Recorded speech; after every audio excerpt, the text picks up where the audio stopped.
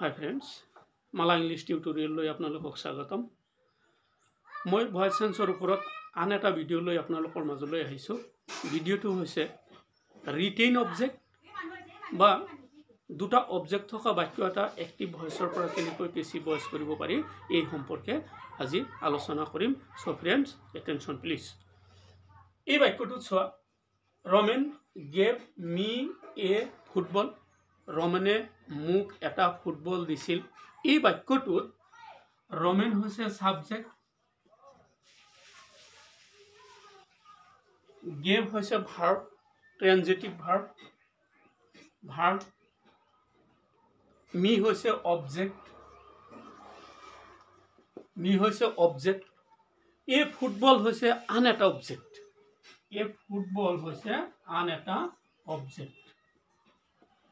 So friends, আমি ইয়াত দুটা অবজেক্ট পালো, one is me, another is football. গতিকে ইয়াত দুটা অবজেক্ট আমি পাইছো। এই বাক্যটোত যে দুটা অবজেক্ট আছে, আমি কেনেকৈ জানিম? What আৰু হোমেৰে,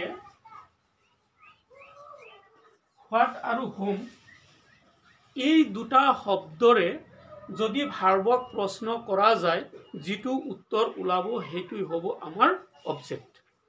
এতিয়া হোৱাটেৰে আমি ভাৰ্বক প্ৰশ্ন কৰি চাও আমাৰ কি অবজেক্ট ওলায়।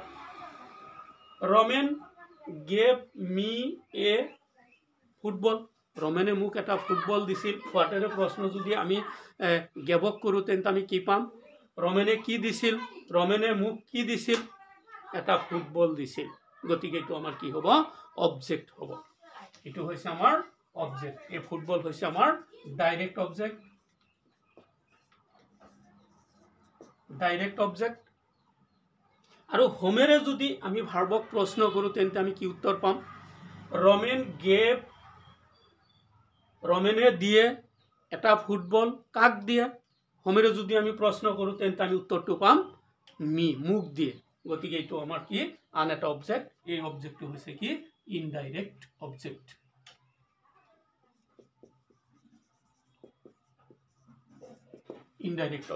গতিকে আমি দুটা অবজেক্ট পালো এই বাক্যটোত। এটা হৈছে ডাইৰেক্ট অবজেক্ট, এই ফুটবল হৈছে ডাইৰেক্ট অবজেক্ট। আন এটা হৈছে কি? ইনডাইৰেক্ট অবজেক্ট, মিটো হৈছে ইনডাইৰেক্ট অবজেক্ট। এটা কথা সকলো সময়তে মনত ৰাখিব লাগিব যে হোৱাটেৰে প্ৰশ্ন কৰিলে যিটো উত্তৰ পায় সেইটো হৈছে আমাৰ ডাইৰেক্ট অবজেক্ট। ই সাধাৰণতে অপ্ৰাণীবাচক হয়। আৰু হোমেৰে প্ৰশ্ন কৰিলে যিটো উত্তৰ ওলায় সেইটো হৈছে আমাৰ ইনডাইৰেক্ট অবজেক্ট। গতিকে মিটো হৈছে ইনডাইৰেক্ট অবজেক্ট। আৰু মনত ৰাখিব লাগিব যে ইনডাইৰেক্ট অবজেক্টটো সকলো সময়তে আমাৰ কি হয়? যে প্ৰাণীবাচক হয়। এই কথাটো আমাৰ মনত ৰাখিব লাগিব। এতিয়া চোৱা, এক্টিভ ভয়েসৰ বাক্য। এতিয়া যদি আমি এই বাক্যটোক পেসিভ ভয়েস কৰোঁ তেন্তে আমি কেনেকৈ কৰিব লাগিব চোৱাচোন।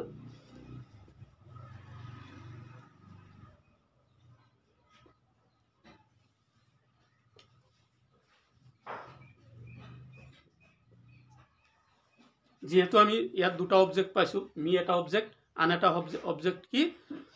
এ ফুটবল এটা অবজেক্ট। এতিয়া আমি এইটোক আমি সাবজেক্ট কৰোঁ।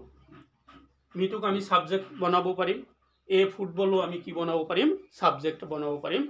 কিন্তু এটা কথা ঠিক যে ইনডাইৰেক্ট অবজেক্টটোক আমি সাবজেক্ট কৰা বেছি ভাল হ'ব। ঠিক আছে, আমি কৰি চাওঁ। মিটো যদি আমি ইফালে আনো তেন্তে কি হ'ব? আই হ'ব। আই যেহেতু পাস্ট টেন্সৰ বাক্য তেন্তে আই ওয়াজ, পাস্ট টেন্সৰ বাক্য হোৱাৰ কাৰণে ওয়াজ হ'ল। I was. এতিয়া ভাৰ্ব লাগিব। ভাৰ্বৰ কি হ'ব? পাস্ট পাৰ্টিসিপল হ'ব। যেহেতু পেসিভ ভয়েসত ভাৰ্বৰ পাস্ট পাৰ্টিসিপল হয় ভাৰ্বৰ, গতিকে আমি কি কৰিম? ভাৰ্বৰ পাস্ট পাৰ্টিসিপল লিখিম। আই ওয়াজ গিভেন কি? এ football. I was given a football by, ইফালে কি আছিল? ৰমেন আছিল। by ৰমেন।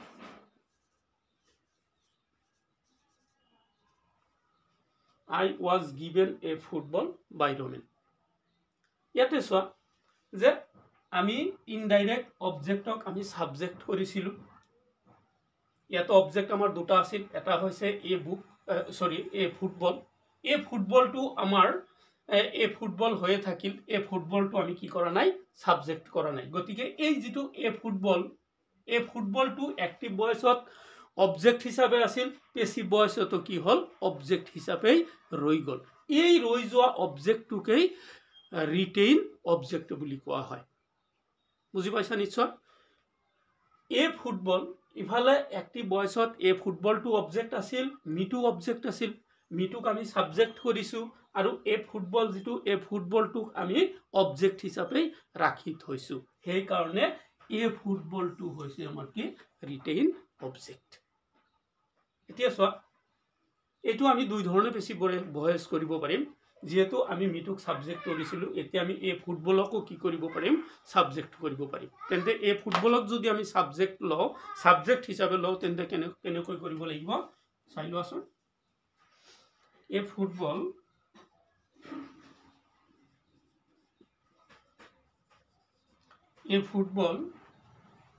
past tense বাক্য was a football was ইটো কি gave আছিল ইটোৰ past participle হ'ব a football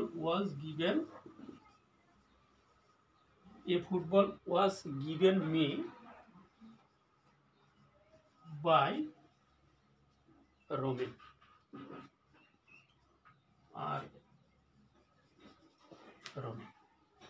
A football was given me by Roman এতিয়া চোৱা যে এই ফুটবলটো আমি সাবজেক্টত আনিছো আৰু মিটু কি কৰিছো মিটু মি হিচাপে ইফালে ৰৈ গৈছে গতিকে এই যে যেটো মি অ্যাক্টিভ ভয়েসৰ যেটো অবজেক্ট পেসিভ ভয়েসটো ই অবজেক্ট হিচাপে ৰৈ গল সেই কাৰণে এই অবজেক্টটোক ৰিটেইন অবজেক্ট বুলি কোৱা হয় এতিয়া মিটু হৈ আছে আমাৰ কি ৰিটেইন অবজেক্ট ঠিক আছে আন এটা বাক্য লৈ লক্ষ্য কৰা যে he teaches me Assamese তেওঁ মোক অসমীয়া শিকায় he teaches me Assamese তেওঁ মোক অসমীয়া শিকায় ইয়াত he হৈছে সাবজেক্ট teaches হৈছে verb me হৈছে অবজেক্ট Assamese হৈছে আন এটা অবজেক্ট গতিকে আমি কি পালো ইয়াতে দুটা অবজেক্ট পালো এটা হৈছে মি আন এটা হৈছে কি Assamese গতিকে ইয়াত আমি দুটা অবজেক্ট পাইছো আগৰ নিচিনা আমি কৰিব পাৰিম এতিয়া আমি যদি ইটো সাবজেক্ট কৰো তেন্তে কি হ'ব ইফালে আহিলে আই প্ৰেজেন্ট টেন্সৰ বাক্য আইৰ লগত এম হ'ব I am ভাৰ্বৰ past participle taught I am taught Assamese by ইফালে হি আছে হিফালে যাই কি হ'ব him I am taught Assamese by him এতিয়া এই বাক্যটো আমি Assamese টো আমি এতিয়া সাবজেক্ট কৰিব পাৰিম চাই লোৱা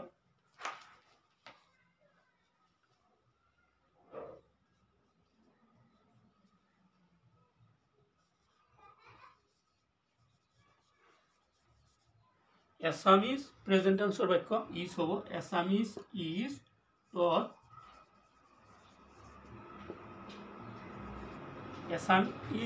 is taught me by him Assamese is taught me by him আন এটা বাক্য লৈ লক্ষ্য কৰা তোমালোকে Lina gave me a book লিনাই মোক এখন কিতাপ দিছিল সাবজেক্ট ভার্ব মি এটা অবজেক্ট এ বুক এটা আন এটা অবজেক্ট ইটো যদি আমি পেসিভ ভয়েস করব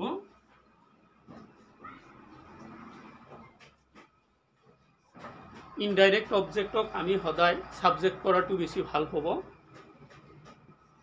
I was past tense বাক্য I was given a book by Lina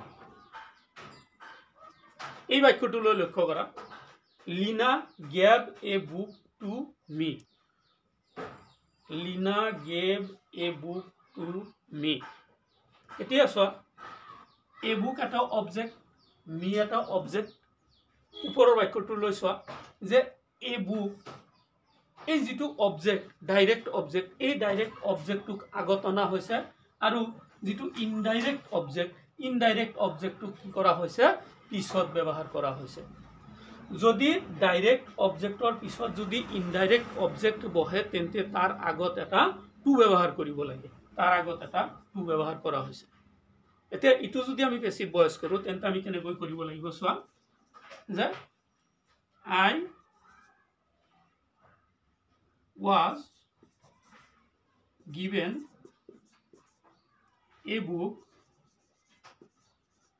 I was given a book by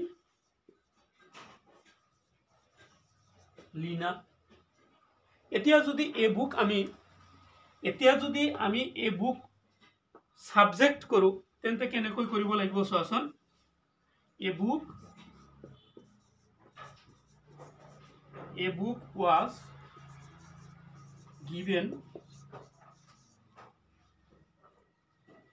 a book was given to me by Lina